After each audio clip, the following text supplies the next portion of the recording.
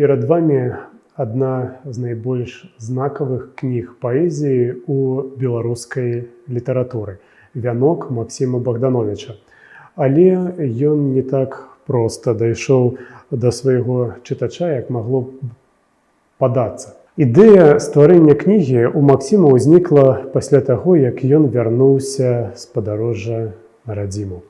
Гэта здарылася ў 1911 годзе. Некалькі дзён ён праводзіць у Вільні, а таксама пару месяцаў жыве ў фальварку Ракуцёўшчына у сваякоў братоў Луцкевічаў. Гэта быў вельмі плённы перыяд.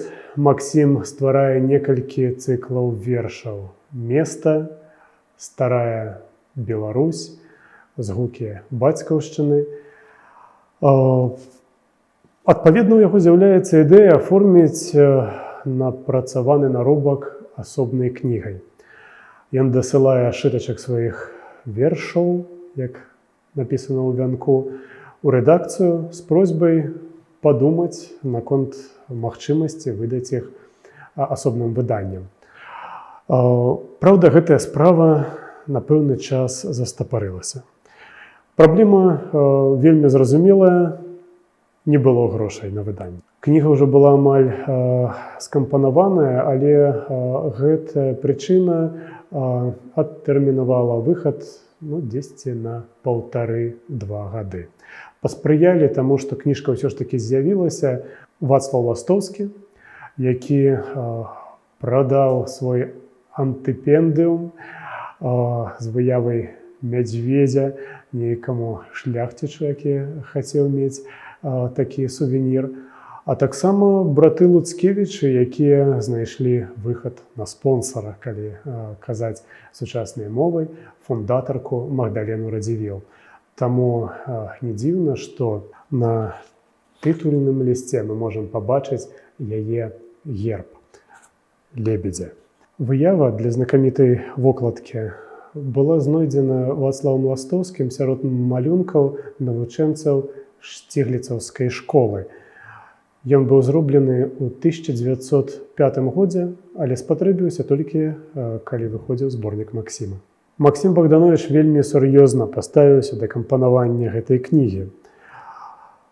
Больш таго, ён меў пэўны канцэпт, які спрабаваў данесці да чытача. Ён хацеў прадставіць у «Вянку» як мага большую колькасць паэтычных формаў, як мага большую колькасць рытмічных памераў для таго, каб маладая яшчэ беларуская літаратура, маладая беларуская паэзія магла арыентавацца на нейкія прыклады і рабіць згодна гэтым прыкладам ужо свае творы. Калі пагартаць зборнік, можна пабачыць, што Максім Богданович змяшчае перад многімі вершамі эпіграфы. І гэтыя эпіграфы напісаны на французскай, расейскай, украінскай, італьянскай мовах. Такім чынам, Максім Богданович хацеў падкрэсліць, што беларуская паэзія з'яўляецца часткай агульнаеўрапейскага паэтычнага кантэксту. Ён стараўся ўзбагаціць беларускую літаратуру тэматычна, бо аўтары нашай нівы ў асноўным пісалі для сялянства, а Максім Богданович быў гарадскім чалавекам, і не дзіўна, што першая урбаністычная паэзія з'явілася якраз такі ў «Вянку». Калі Максім перапісваўся з рэдактарам, а рэдактарам кнігі выступіў Вацлаў Ластоўскі, ён вельмі прасіў змясціць у яго кнізе пераклады Верлена. Максім адчуваў, што беларускай літаратуры вельмі патрэбны досвед еўрапейскай паэзіі. І ён казаў, што калі гэта будзе патрэбна, выкіньце лепш мае творы, але змясціце ў кнізе вершы Верлена. Настолькі важным для Богдановича было данесці вось гэты самы еўрапейскі пасыл. Назву зборніка прыдумаў Вацлаў Ластоўскі. Ён жа прыдумаў і прысвячэнне «Вянок на магілу Сергея Палуяна». Сергей Палуян быў першым чалавекам, які адзначыў выдатныя паэтычныя здольнасці Максіма і дапамог яму стаць сталым аўтарам нашай нівы. У гэта даволі цяжка паверыць, але пасля першых удалых публікацый астатнія вершы Максіма Богдановича былі адпраўлены ў архіў. І каб не Сергей Палуян, магчыма, мы і не ведалі такога аўтара, як Максім Богданович.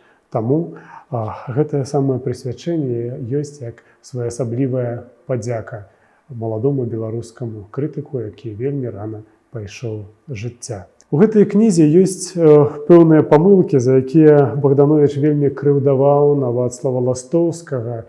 Ластоўскі казаў, што памірыліся яны толькі праз пэўны час і зноў пачалі абмяркоўваць нейкія навуковыя і літаратуразнаўчыя пытанні. Кніжка разыходзілася не вельмі хутка, бо неўзабаве пасля выхаду, а кніжка, хоць на ёй напісана 1913 год, фактычна з'явілася на свет у 2014 годзе. Праз паўгады пачынаецца Першая сусветная, было не да вершаў і не да кніг, потым рэвалюцыя, грамадзянская вайна, і так аказалася, што большая частка накладу не разышлася. Многія кнігі потым былі перададзены у мясцовыя бібліятэкі, так званыя хаты-чытальні. Але нягледзячы на ўсе перашкоды, кніжка была заўважаная, і была заўважаная ў першую чаргу маладымі беларускімі аўтарамі. Всё здзейснілася менавіта так, як хацеў Богданович. Ён стаў адным з самых галоўных аўтараў наступнага літаратурнага пакалення, пакаленне ўзвышша, якое дала беларускай літаратуры новы подых, новы рух, новы напрамак.